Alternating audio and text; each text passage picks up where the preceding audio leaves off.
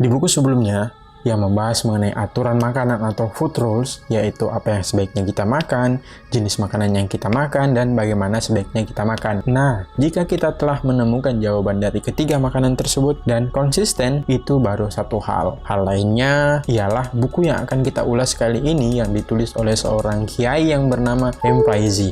Bukan buku fikih atau buku yang fokus membahas agama yang akan kita bahas kali ini, melainkan buku yang berisi tentang bahayanya sampah yang setiap harinya manusia produksi yang bisa menyebabkan bencana ekologis. Jarang seorang kiai membahas tentang isu lingkungan seperti ini. Maka dari itu, kita bahas buku yang menarik kali ini. Pembahasan ini sebenarnya mungkin di telinga kita sudah kita anggap menjadi isu-isu yang masuk telinga kanan dan keluar telinga kiri. Benarkah apa yang berasal dari meja makan kita dapat merusak bumi? Sadarkah kita gaya makan kita selama ini telah berpindah? Makan di zaman sekarang bukan sekedar makan.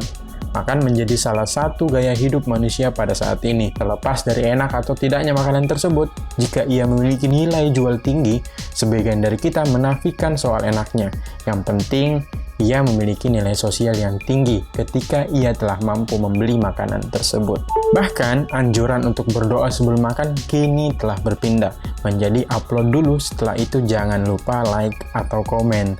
Setelah itu kita asik berselancar di media sosial sehingga melupakan makanan yang menunggu kita. Makanan kita bukan lagi tergantung dari sehat atau tidaknya, melainkan kita lebih memilih makanan hanya ketika kita merasa bangga. Ketika kita telah mempostingnya, kita lebih memilih makanan yang mengatasnamakan tren dibandingkan kesehatannya. Kita lebih banyak mengkonsumsi makanan yang siap saji. Pertanyaannya adalah, bagaimana hal tersebut dapat merusak bumi? Di awal resensi ini, saya sudah katakan mengetahui apa yang kita makan, jenis makanan yang baik kita konsumsi, dan bagaimana sebaiknya kita makan adalah satu hal. Hal lainnya adalah hasil dari yang kita makan, yaitu sampah. Di satu sisi kita merasa jengkel ketika kita melihat tumpukan sampah. Di sisi yang lain kitalah penghasil sampah tersebut. Di luar sampah-sampah yang kita ciptakan, bekas makanan yang kita makan juga menjadi limbah. Entah sampai kapan bumi ini akan tahan untuk menampung sampah-sampah yang kita telah ciptakan. Nah, manusia benar-benar telah kehilangan kesadaran akan lingkungannya.